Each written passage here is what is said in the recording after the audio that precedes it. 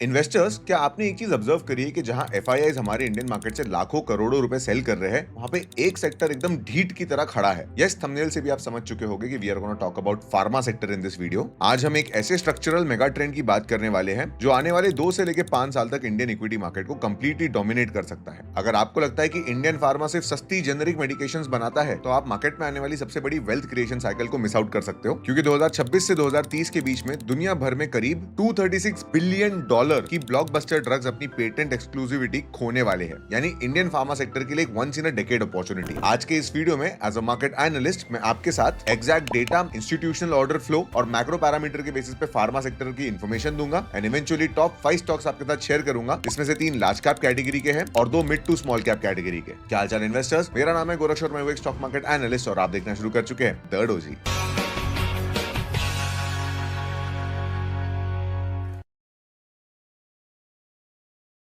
तो सबसे पहले समझते हैं इस सेक्टर का आउटलुक। क्या फार्मा सच में आने वाले 2 से 5 सालों में बुलिश है? And the short answer is definitely yes. और इसका मेजर ग्रोथ ड्राइवर मैं आपको क्लियरली एक्सप्लेन कर देता हूं। द फर्स्ट ड्राइवर इज कि $236 बिलियन के पेटेंट 2026 से 2030 के बीच में एक्सपायर होने वाले हैं। तो ग्लोबल फार्मा मार्केट में एक भूचाल आने वाला है। कीत्रुडा, ऑप्डिवो और एलिक्विस जैसे बड़े बायोलॉजिक्स और स्पेशलिटी ड्रग्स के पेटेंट एक्सपायर हो रहे हैं। अब तक इंडियन फार्मा केमिकल फॉर्मुलेशन बनाता था, लेकिन अब इन कॉम्प्लेक्स बायोसिमिलर के मार्केट में भी इंडिया घुस रहा है और यहाँ पे मार्जिन बहुत ज्यादा होते हैं। और दूसरा सबसे बड़ा ट्रिगर है गवर्नमेंट ऑफ इंडिया का बायो फार्मा शक्ति इनिशिएटिव। बजट 2026-27 में सरकार ने 10,000 करोड़ का मैसिव एलोकेशन किया था ताकि इंडिया ग्लोबली बायोलॉजीज और बायोसिमिलर्स का एक मैन्युफैक्चरिंग हब बन सके। इस पॉलिसी से आने वाले सालों में research and development, clinical trial और रेगुलेटरी अप्रूवल्स में एक एक्सपोनेंशियल बूस्ट देखने मिलेगा। और तीसरा सबसे बड़ा ड्राइवर इस सेक्टर के लिए है ज्योग्राफिक शिफ्ट। इंडियन कंपनीज अब सिर्फ यूएस मार्केट पे डिपेंडेंट नहीं है, वो अफ्रीका, लैटिन अमेरिका और डोमेस्टिक इंडियन मार्केट में एग्रेसिवली एक्सपांड कर रही है, जिससे यूएस एफडीए के सरप्राइज इंस्पेक्शन और यूएस के प्रोटेक्शनिस्ट टैरिफ का रिस्क कम हो जाता है। अब देखिए, India is the pharmacy of the world. ये चीज आपने मुझे पहले भी बोलते सुना होगा।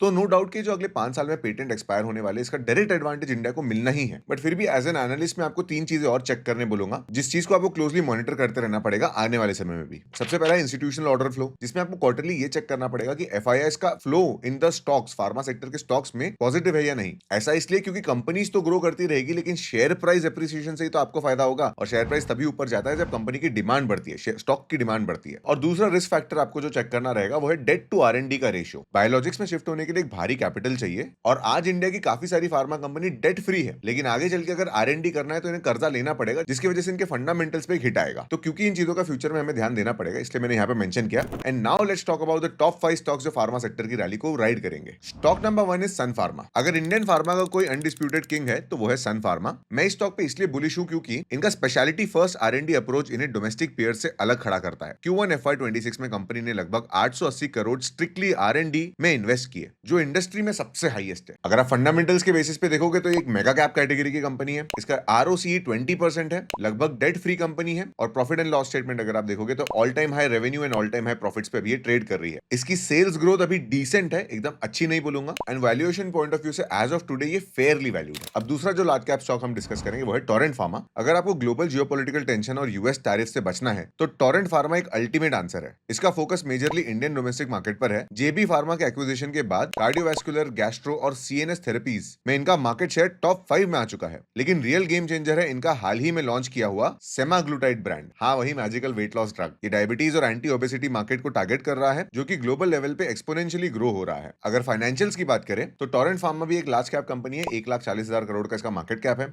इसके ऊपर भी डेट थोड़ा कम है। देखो, डेट जीरो नहीं है, लेकिन 1 से नीचे होना है स्टिल रीजनेबल। इसकी सेल्स ग्रोथ मॉडरेट है एट 12%। इसका रिटर्न ऑन कैपिटल एम्प्लॉयड बहुत ही बढ़िया है at 27%। This is what actually should give confidence to the investors कि भाई देखो, जब चॉपी मार्केट होता है और कंपनी के फंडामेंटली बिजनेस में कोई दिक्कत नहीं आती है ना, तब जाके ऐसे स्टॉक्स आपको डिस्काउंट पे खरीदने मिलते हैं। इसी को इनफैक्ट डिस्काउंट कहा जाता है, जब कोई स्टॉक अपने मैक्सिमम पोटेंशियल पे मैक्सिमम पैसा कमा रहा है, लेकिन स्टॉक का प्राइस एकदम ऑल टाइम हाई पे नहीं है, और इसी डिफरेंस को डिस्काउंट कहा जाता है। अगर वैल्यूएशन की बात करी जाए तो ये थोड़ा प्रीमियम पे ट्रेड कर रहा है, तो आगे चल के आपके वॉचलिस्ट का पार्टी जरूर होना चाहिए। अब चलिए third and one of my favourite favourite stocks की बात करते हैं, सिप्ला। सिप्ला की सबसे बड़ी ताकत है उसका डीपली एंट्रेंच रेस्पिरेटरी और ऑन्कोलॉजी मोड और एक हाईली ऑप्टिमाइज कॉस्ट स्ट्रक्चर। अगर आप Q1 FY26 का डेटा देखेंगे तो इनका रेवेन्यू डॉक्टर रेड्डी से कम था, लेकिन उन्होंने कॉस्ट इतने ब्रिलियंटली मैनेज किया कि इन दोनों का ग्रॉस प्रॉफिट ऑलमोस्ट आइडेंटिकल है। इसके भी फंडामेंटल्स अगर आप देखेंगे तो ये भी एक लार्ज कैप कैटेगरी कंपनी है, 1 लाख करोड़ से ज्यादा का मार्केट कैप है। रिटर्न ऑन कैपिटल एम्प्लॉयड लगभग 23%, which is very nice. Debt to equity almost zero, which is even better. Sales growth जो है ना अब इसकी थोड़ी पिट रही है, आपने सिप्ला के केस में देखा भी होगा, रिसेंट क्वार्टरली रिजल्ट भी बहुत अच्छा नहीं आया था, ओवरऑल सेल्स ग्रोथ के पर्सपेक्टिव से अच्छा नहीं आया था।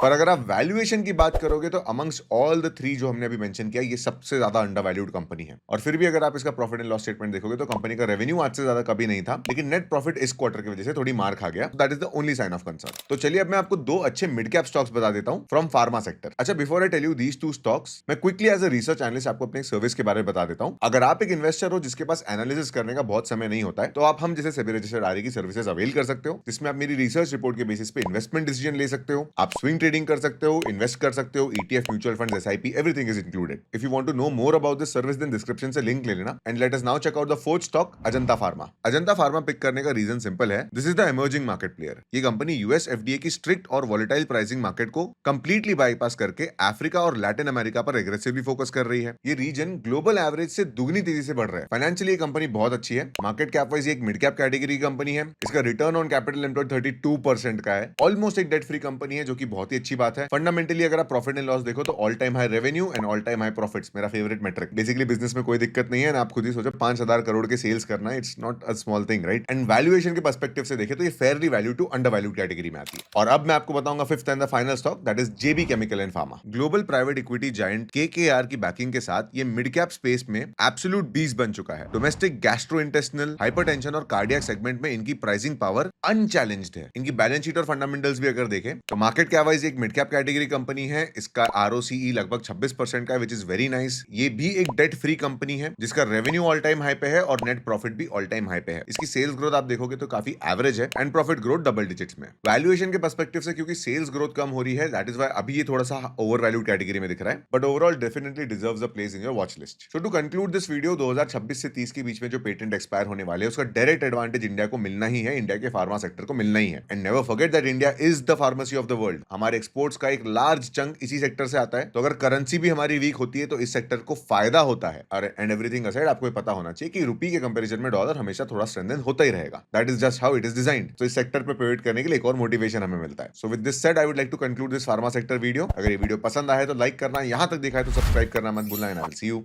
In the next one.